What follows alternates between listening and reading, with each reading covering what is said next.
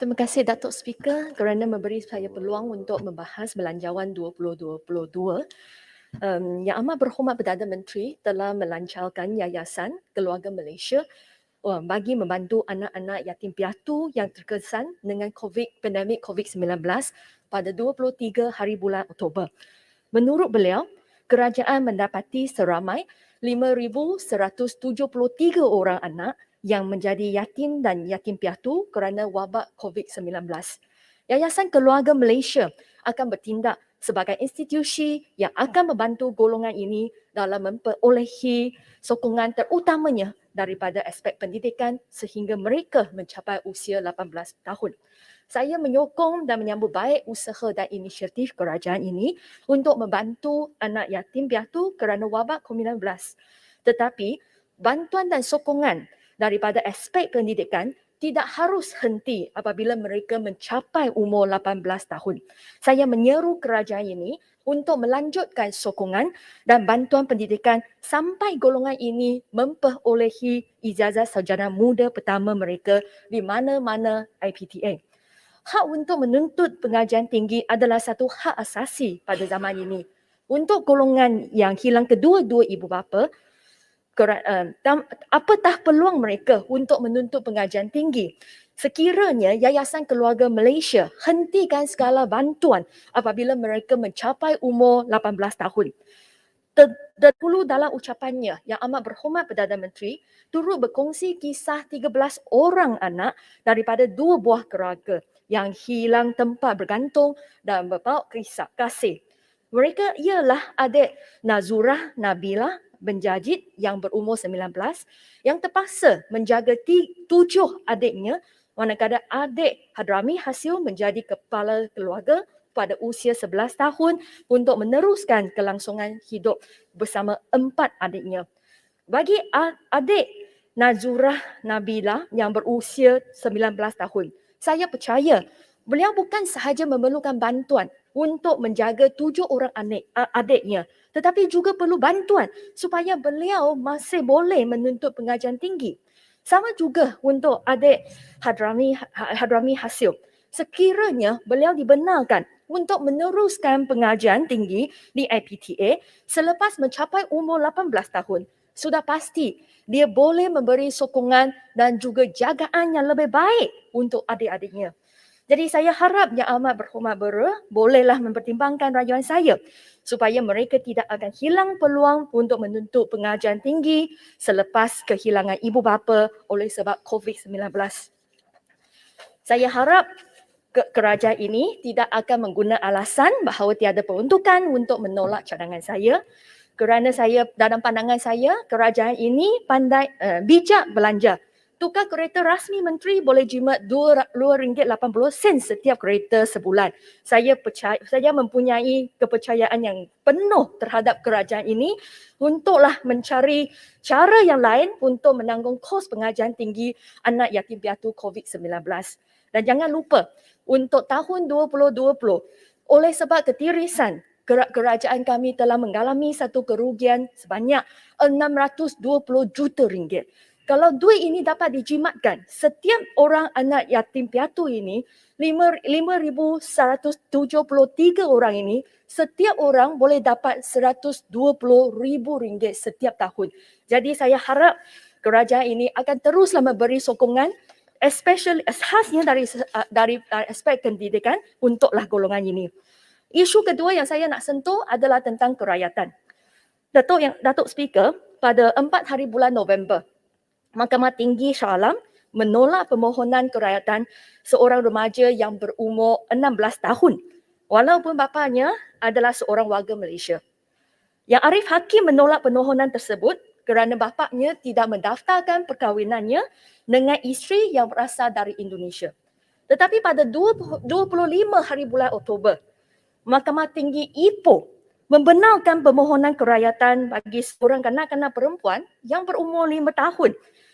Sebenarnya untuk kedua-dua kes ini, faktanya adalah lebih kurang sama. Kedua-dua adalah dilahir di Malaysia. Dalam kedua-dua kes, ayah mereka adalah warga Malaysia. Dan juga dalam kedua-dua kes ini, ibu mereka adalah warga asing Dan sebelum kelahiran mereka, perkahwinan itu tidak didaftar. Tetapi kita nampak bahawa Mahkamah Shah Alam dan juga Mahkamah Tinggi Ipoh nampaknya ada keputusan yang bercanggah. Datuk Speaker, saya rasa sudah tiba masa untuk kami mengkaji semula Perlembagaan Persekutuan untuk mencari satu penyelesaian untuk golongan ini. Sudah beberapa kali, sudah banyak kali ahli saya dan juga banyak ahli-ahli parlimen sama ada daripada pembangkang ataupun di bahagian sana untuklah merayu kerajaan ini untuklah mencari satu penyelesaian untuk golongan ini. Ya betul, adalah kesilapan ayah mereka kenapa tak daftarkan perkahwinan mereka. Tetapi kenapa kami nak hukum anak-anak yang tidak berdosa ini?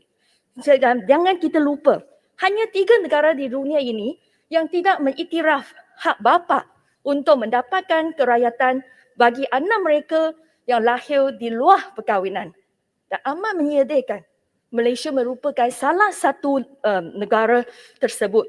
Jadi saya harap apabila KDN janji untuklah membuat kajian terhadap Perlembagaan Persekutuan untuk memastikan bahawa wanita Malaysia yang lahir bayi mereka di luar negara boleh dapat kerakyatan. Saya nak tahu apa perkembangan terkini, sama ada memang sudah dapatlah persetujuan daripada Majlis Raja-Raja di Raja-Raja, dan saya juga nak tahu sama ada kita boleh cari satu penyelesaian yang menyeluruh untuk pastikan bahawa hak asasi kedua-dua golongan wanita dan juga lelaki dapat dipertahankan dan anak mereka tak akan jadi mangsa lagi. Isu ketiga yang saya nak sentuh pada hari ini adalah tentang PLM Melaka. Kami tahu bahawa ada 2 orang timbalan menteri yang bertanding di PLM Melaka. Salah satu adalah timbalan menteri MITI yang berhormat Senator Lim Ban Hong. Satu lagi adalah timbalan menteri di Jabatan Perdana Menteri yang berhormat Majlis Tanah. Saya tidak ada halangan untuk mereka bertanding kerana ini adalah hak mereka. Tetapi saya nak tanya, apabila mereka sibuk dengan kempen mereka di Melaka, sama ada mereka sudah pohon cuti daripada Yang Amat Berhormat Perdana Menteri. Saya nak tahu, sama ada sekarang mereka kempen di Melaka denganlah masih terima gaji daripada kementerian masing-masing ataupun cuti mereka mereka sudah buat permohonan untuk cuti dan cuti itu telah diluluskan. Dan kalau sekarang mereka telah ambil cuti, telah pohon cuti, saya nak tahu cuti ini adalah tambah gaji, cuti separuh gaji ataupun cuti yang penuh gaji. Saya rasa ini adalah satu hakikat, satu fakta yang perlulah dijelaskan oleh mereka sendiri untuk semua pengundi Melaka. Saya tak ada masalah untuk mereka mengambil bahagian dalam PLM Melaka dan tak ada masalah untuk mereka kempen untuk mereka sendiri. Tapi saya rasa sebagailah pembayar cukai, kami berhak tahu sama ada sekarang mereka masih menerima gaji sebagai timbalan menteri walaupun mereka sibuk kempen di Melaka dan tak ada masa untuk urusan kementerian mereka. Isu yang seterusnya, saya juga nak sentuh beberapa isu yang telah dijanji oleh Menteri Kewangan dalam ucapan beliau. Dalam ucapan beliau, Menteri Kewangan janji bahawa bantuan awal persekolahan akan dinaikkan daripada RM100 kepada RM150 bagi memanfaatkan 3 juta murid. Jadi untuklah tujuan tersebut, sepatutlah KPN dapat peruntukan untuk bantuan awal persekolahan yang sebanyak RM450 juta. Tetapi apabila kita tengok anggaran pembelajaran persekutuan, dalam buku ini, peruntukan yang disebut hanyalah RM300.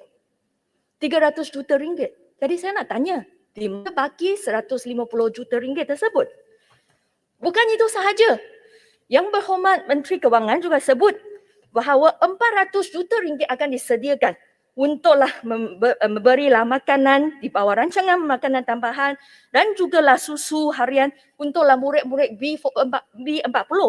Tetapi sekali lagi, dalam anggaran pembelajaran persekutuan ini, peruntukan yang disebut di bawah butiran rancangan makanan tambahan hanyalah RM299 juta. Di mana baki RM101 juta tersebut? Dalam ucapan beliau juga sebutlah bahawa ada satu insentif khas alat bantuan mengajar secara sekali bayar sebanyak RM100 kepada lebih kurang 400,000 orang guru di bawah KPM. Tetapi apa yang tidak disebut oleh Menteri Kewangan dalam ucapan dia adalah beasiswa perguruan persekutuan yang pada tahun yang lalu menerima peruntukan sebanyak RM70 juta pada tahun 2019, 2020 dan juga tahun ini. Tetapi beasiswa ini untuk tahun depan sudah tak ada lagi. Telah dimansuhkan. Jadi saya nak tanya, apabila kita nak tunjuk penghargaan kami kepada golongan guru, kita cakap bahawa mereka telah memain peranan mereka dalam memastikan setiap anak murid tidak tercicil daripada mendapat pendidikan formal semasa tempoh pandemik. Tetapi kita beri mereka RM40 juta wang tunai, cash. Tetapi di belakang kami ambil RM70 juta daripada mereka yang sepatutnya mereka boleh pohon sebagai beasiswa perguruan persekutuan. Ini satu reward ataupun ini satu hukuman. Dan saya rasa ini adalah satu perkara yang perlulah dijelaskan oleh Menteri Kewangan kerana saya sokong apa-apa usaha Menteri Kewangan untuklah memberi insentif kepada golongan guru kami. Tetapi janganlah sampai tahap bahawa kita bagi golongan guru RM40 juta tetapi RM70 juta untuk beasiswa kita mansuhkan. Itu tak wajar. Selain daripada itu, di dalam Belanjawan 2021, banyak peruntukan telah disediakan untuk KPM dengan satu tujuan yang sangat spesifik. Sepertilah bantuan sukan RM23 juta, bantuan makanan asrama RM1.5 bilion, rancangan makanan tambahan RM299 juta, bantuan makanan prasekolah RM89 juta, penyertaan pelajar di peringkat antarabangsa RM1.8 juta. Tetapi kami semua tahu bahawa oleh sebab pandemik COVID-19, banyak aktiviti tersebut itu tak dapat dilancarkan, tak dapat dianjurkan. Bantuan sukan, apa bantuan sukan yang kami cakap apabila aktiviti sukan telah dimansuhkan? Semua budak-budak PDPL di rumah sahaja. Apa bantuan makanan asrama apabila murid-murid kami tak mampu, tak sempat balik ke sekolah? Apa, di mana pergilah peruntukan rancangan makanan tambahan apabila sepanjang tahun ini budak-budak kita hanya balik sekolah tak sampailah 50 hari. Jadi saya nak tanya, untuk perkara-perkara yang saya sebut tadi, jumlahnya adalah hampirlah RM2 bilion. RM2 bilion. Satu jumlah yang cukup besar.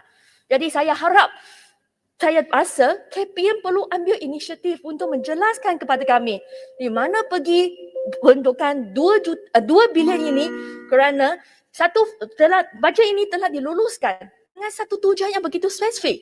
Jadi rakyat jelata berhak tahu di mana pergi duit tersebut. Sekian sahaja. Terima kasih Datuk Speaker.